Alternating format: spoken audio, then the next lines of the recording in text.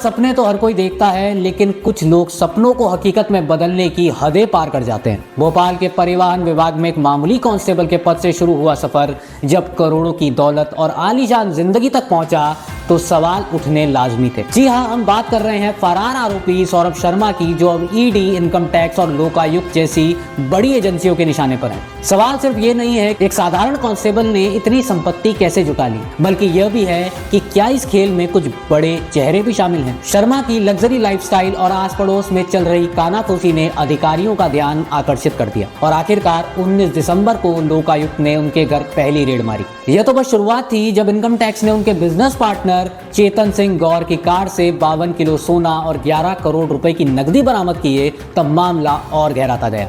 ED ने इस पर मनी लॉन्ड्रिंग का केस दर्ज कर जांच शुरू कर दी। रेड के दौरान शर्मा के भोपाल स्थित निर्माणाधीन स्कूल में 200 किलो चांदी की सिल्लियां, 500 से अधिक संपत्ति से जुड़े दस्तावेज, करोड़ों की नकदी और जेवरात मिले। सिर्फ एक ही स्थान से 1 करोड़ 15 लाख की नकदी, 50 लाख के गहने और 2 करोड़ 21 लाख के वाहन जब्त किए गए। सवाल ये उठता है कि यह सब सिर्फ एक कांस्टेबल की तनख्वाह में संभव था।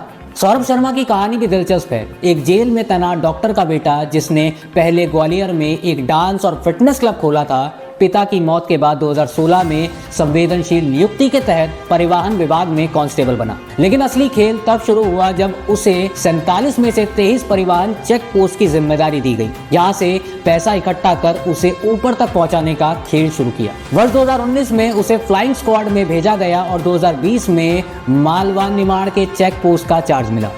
शर्मा ने खुद को इस खेल में पूरी तरह से डाल लिया था और 2023 में जांच के बीच ही वीआरएस ले लिया। अब तक की हुई छापेमारी में जो संपत्तियां मिली है वो होश उड़ा देने वाली है। 14 करोड़ 29 लाख रुपए की नकदी, 40 करोड़ 50 लाख रुपए का सोना, 2 करोड़ 20 लाख रुपए की चांदी और 37 करोड़ 21 लाख रुपए की अन्य चल अचल संपत्तियां जो शर्मा ने अपने परिवार, दोस्तों और सहयोगियों के नाम पर खरीदी थी। शर्मा के वकील का कहना है कि यह संपत्ति शर्मा की नहीं है, बल्कि बड़े नौकरशाहों और नेताओं की है।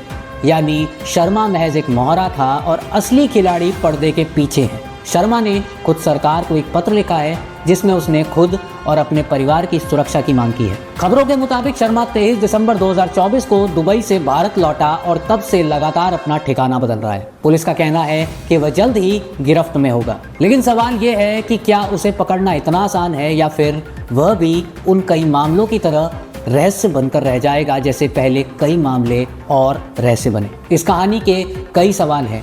क्या सिर्फ एक कांस्टेबल इतना बड़ा घोटाला कर सकता है? और सबसे बड़ा सवाल ये कि क्या इस घोटाले का पूरा सच कभी सामने आ पाएगा?